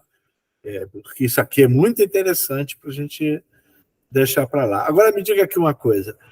Tá, essa leitura independente sua, você usa o quê? Você usa desktop, laptop? Você usa o iPad? Ultimamente eu tenho usado até tem muita gente que lê no celular, você usa tudo isso. Para leitura corrida, para aquela leitura para você tomar conhecimento do texto, ou aquele texto que você não vai fazer uso acadêmico, por exemplo, pelo menos num primeiro momento, eu leio no iPhone, eu leio no iOS, né? Nos aplicativos, livros e tal. Ultimamente eu tenho lido mais projeto de pesquisa, dissertação para exame, aí eu leio no desktop, no laptop, no notebook, porque ali eu vou fazer comentários, ali eu vou fazer marcações, ali eu vou... Né? Então, vai depender o uso... Audiobook, você gosta de audiobook? Não gosto. Está pintando bastante audiobook. Tá. Inclusive, eu vi hoje no Facebook, se não me engano, ou foi no Twitter, sei lá, uma mensagem do Vision Vox indicando que está com 900 e tantos livros no audiobook. O audiobook, ele é... Olha, eu quero até te dizer que o Vision Vox tem muito mais de 900, tem 2.000 e pouco. Pois é. Eu frequento o Vision Vox. Eu não frequento. A última coisa... Geralmente, por exemplo, eu estava com a demanda Em Busca do Tempo Perdido por conta referência, que você sabe que não tem. E aí, só tem o nome do escaneador, né? Aí me disseram assim, você já viu... Aí eu fui ver o do Vision Vox. É rigorosamente o mesmo. Pode ter certeza que é. Mas não é que eu vi. É porque o Vision Vox tem a biblioteca que você lê no computador e tem o audiolivro. Tem as duas. O audiolivro é bom assim, para aquela leitura que você quer fazer, que você quer ter conhecimento. Eu nunca ouvi falar de Lígia Fagundes Telles. Então, a Vision Vox, ou audiobooks de qualquer procedência, me oferece, sei lá, um conjunto de obras aí eu vou ler com mais rapidez, né? Sem aquele compromisso acadêmico de citar, sem um compromisso de marcar, ou de... Não, esse trecho aqui eu poderia usar num livro que eu estou escrevendo. Sem esse compromisso, eu acho que o áudio... Mas eu, pessoalmente, não gosto. Eu durmo. Simplesmente eu durmo. E agora, acho que nós vamos terminar mesmo, Marada. Olha só. Podcast. Hoje nós estamos tendo uma inflação de podcast, quer dizer, as pessoas estão quase dizendo para nós que a gente, através de filme, de não sei o quê, e agora pintaram os podcasts. A gente não precisa mais ler. O que você acha? Não precisa mais ler. Um pouco mas podcast não, eu acho para cego eficaz, né? Ou seja, você tem que ouvir ali. Até porque volta e meia... Aliás, iguala cego e vidente numa boa, né? Não dá, Um podcast. Mas volta e meia, repare que volta e meia a gente está citando o livro aqui. Então, o cego que vai assistir um podcast, ouvir um podcast, achando que dispensará peremptoriamente o livro, está redondamente enganado. Até porque, vamos combinar que tudo... Nós comentamos isso a respeito do rádio, né? Tudo que apareceu ia matar o rádio apareceu ia matar o livro, a televisão apareceu ia matar o rádio, a internet apareceu ia matar a televisão, né? Mas o livro continua vivíssimo e necessário. Vivíssimo e necessário. E os podcasts, eles são interessantes porque eles são, como é que chama isso? Eles são produzidos e exibidos e assistidos de acordo com o interesse do freguês. Então, um cara que não tem interesse em negócio de cego, cegueira, cachorro, bengala, nunca vai ouvir a gente. Mas o interessante é que o podcast é basicamente, inclusive o nosso aqui, para dizer a alguns cegos que me pedem audiodescrição, não tem nada. Aqui eu tenho um cenário que eu tenho uma estante aqui à esquerda, tem uma cama que é minha... Tal. Não tem absolutamente nada. É quase ascético. Atrás de mim tem uma estante. Enfim... Entendeu? Quer dizer, o nosso vídeo que está no YouTube, mas é praticamente um podcast. E é isso que eu quero te dizer. Nesse sentido, por exemplo, ouvir rádio e assistir podcast praticamente iguala cegos e pessoas que iguala. Aí eu queria, para encerrar mesmo, que você comentasse a questão da audiodescrição. Hoje em dia nós temos audiodescrição, está tudo quanto é lado. Não. Até jogo de futebol já vi falar com audiodescrição. Não, essa parte pula, pelo amor de Deus. Rapaz... Você não quer nem comentar isso? Eu acho desnecessário. Não, algum filme eu já gostei. Eu gostei de assistir filme com audiodescrição. É que o filme ele tem... Por exemplo, A Vida é Bela. Eu gosto sempre de trazer essa Central do Brasil audiodescrita é uma coisa, sem audiodescrição é outra. A Vida é Bela, por exemplo, eu estava no trajeto Rio-São Paulo, no Golden da Itapemirim. Inclusive, tinha estado na sua casa, tinha estado contigo. E estava indo para São Paulo para entrevistar Silas Malafaia, não. Silas Maciel. Maciel. Não era mas não é Lafayette. Lá, não, Maciel. Maciel. Maciel. E aí o motorista avisou que tais e tais. Aí eu saí catando, achei um filme iniciando. Mas, se eu não me engano, são mais de 3 minutos do início e outro tanto do fim da Vida é Bela, só de música e, evidentemente, imagem. Claro. Os Tanto que créditos e tal, né? a gente perde. É. Tanto que eu bati no ombro do cidadão que estava na minha frente, perguntei se ele estava assim. Não, é isso, era o que estava passando na TV geral do ônibus, Do ônibus. Aham. né? E eu no fone, no braço, no fone. Aí eu bati no ombro dele, perguntei se ele estava assistindo aquele filme, ele disse que que filme era. Aí foi que ele me disse que era A Vida é Bela. Se ele não me dissesse, eu não sabia.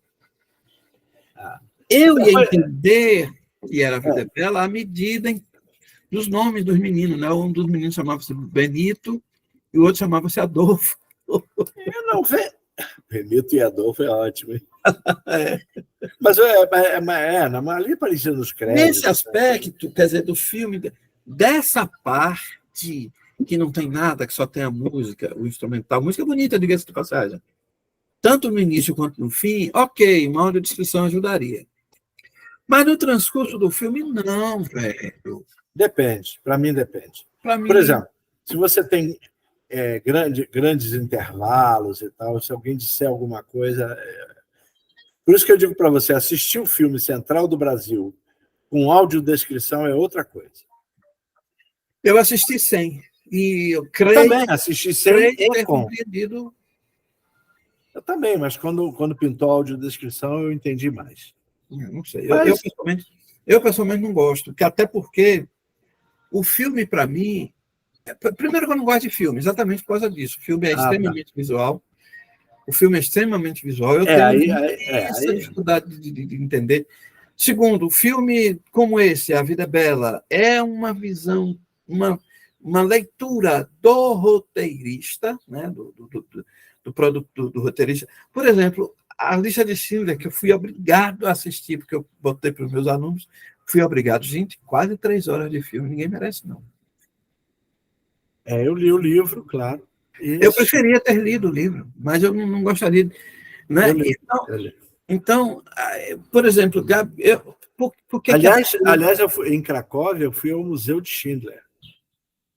Muito interessante o Museu de Schindler. Muito interessante. Lá em Cracóvia. Sim, ali é bom alguém descrever.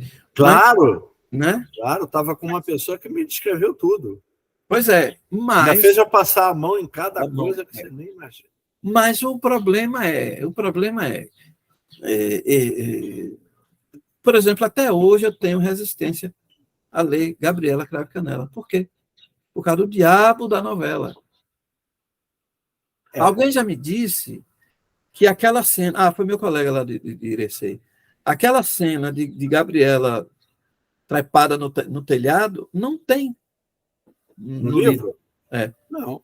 A novela tomou liberdades imensas com o livro Gabriela. Imensa. Com o apoio do Jorge Amado. Isso, com a aquiescência dele. Ele aceitou. Dele. Mas, de qualquer modo, para mim, prejudicou a leitura. Se eu tivesse lido, por exemplo, Floradas na Serra, de Nádio Queiroz, sei. Eu li primeiro do que quando apareceu em série na Manchete. E eu detestei a série. Eu detestei a série. Eu não conhecia a série. Eu li em Braille. Em Braille, exatamente. Há muito tempo, assim, há 60 anos, para sermos precisos. Pois é, eu li há 60 anos eu li Floradas na Serra, da Diná, em Braille. Isso, eu li há uns 40, e uns 35. E nos anos 90, a Manchete fez uma minissérie, né? Que eu sempre... E depois fez uma série chamada A Muralha, mas eu não li A Muralha. A Muralha não tinha em Braille, eu não li. Também da Diná, né? Entendeu?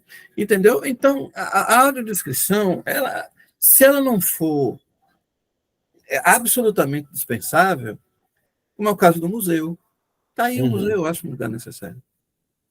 Até porque grande parte do museu você não pode pegar, né? Porque tem coisa que você não pode pegar. Tem coisa que fica em vitro, né? Né? Ok, beleza. Mas filme, sabe? Jornal, não dá, não dá. Casamento, audiodescrição de casamento. Casamento. Não, gente, peraí, vamos.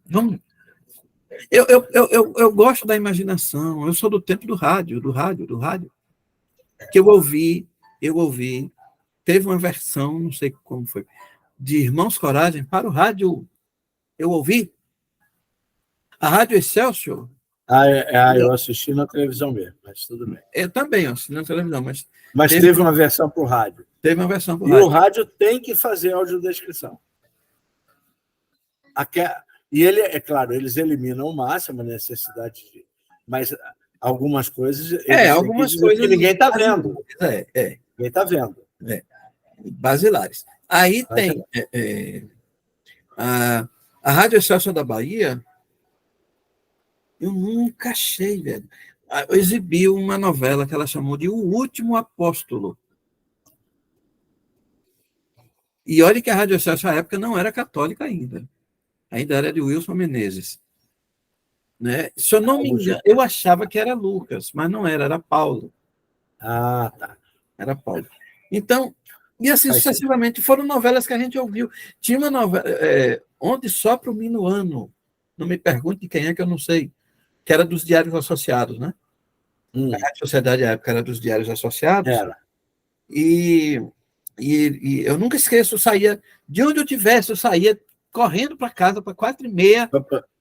Tá lá e assistir. E eu via Onde Sopra o Minuano. Tá certo.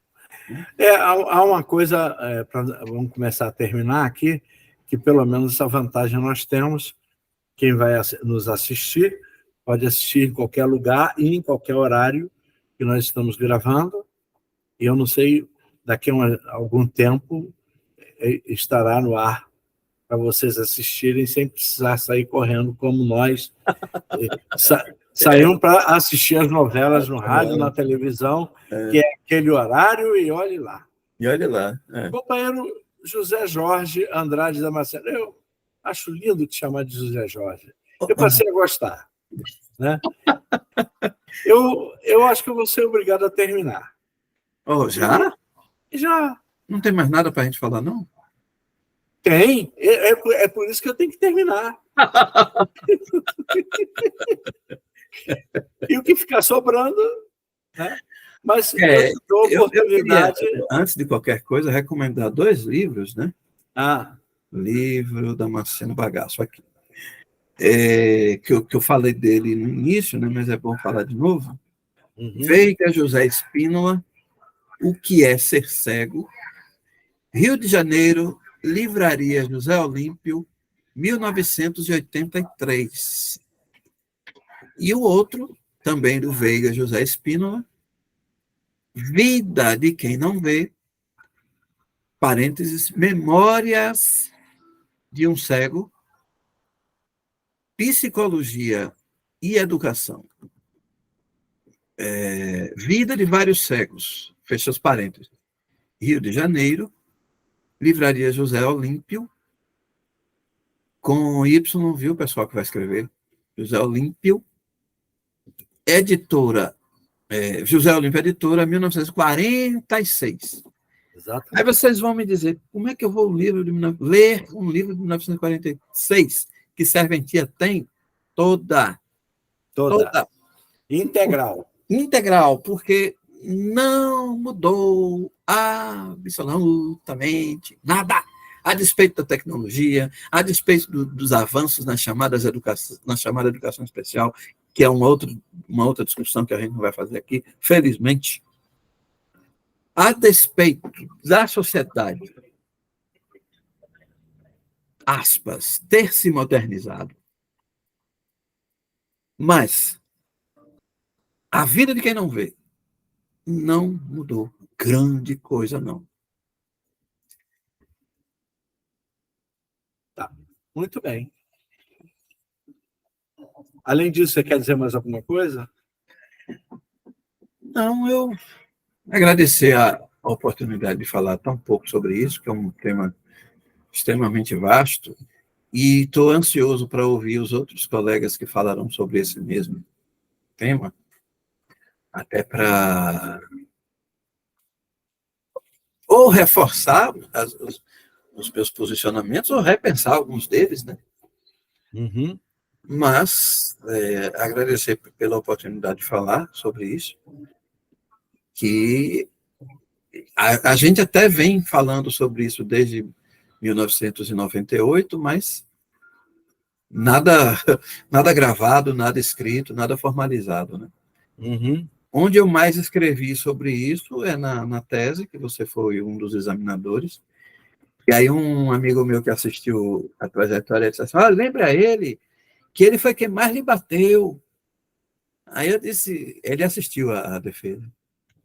Aí eu disse a ele, bateu com propriedade. Foi para isso que eu chamei ele, que eu sabia que ele não ia maciar. Né? Então, foi onde eu mais escrevi sobre isso. E quem tiver interesse, também o livro está na área. Eu não sei se os meninos conseguirão ler. Cadê? Os meninos da sonoplastia, né? O da visioplastia. Da fisioplastia. Não sei se os meninos conseguirão ver, mas tá aí. Seus meninos. Aí, se eles não conseguirem ver a placa direitinho, você me avisa que eu mando uma imagem da capa e eles botam. Tá okay? Bom. Beleza? Tá, beleza. Bom, pessoas, eu gostaria de agradecer imensamente a acolhida que nosso papo está tendo, né? Nós estamos acompanhando atentamente e ficando felizes com o que está acontecendo, com a acolhida que nós estamos recebendo. Né? E dizer que nós vamos continuar. Né? Ainda que o único a nos assistir seja o senhor José Jorge Andrade Damasceno. Já vale a pena. Né? Mas nós agradecemos imensamente a acolhida que nós estamos tendo e aguardamos mesmo todos os comentários que nós vamos fazer o possível para falar sobre eles aqui. Agora, tá? E não se esqueçam, quem quiser também pode nos acompanhar no Instagram, é só procurar lá Papo com o Zene, e nós estamos também no Instagram. E já me perguntaram por que eu não acho você quando eu peço não sei onde, não sei, questão de tempo, porque nossa equipe é muito pequenininha e de pessoas muito ocupadas que têm o máximo de boa vontade em fazer esse trabalho, ok? Mas nós vamos chegar lá um dia, tá bom? Só me resta agradecer imensamente e dar aquele imenso tchau para todo mundo e dizer que o companheiro José Jorge Andrade Damasceno voltará aqui em mais 4 oportunidades para nós discutirmos história e literatura. Aguardem que ele volta, ok, pessoas? Muito obrigado e thank you.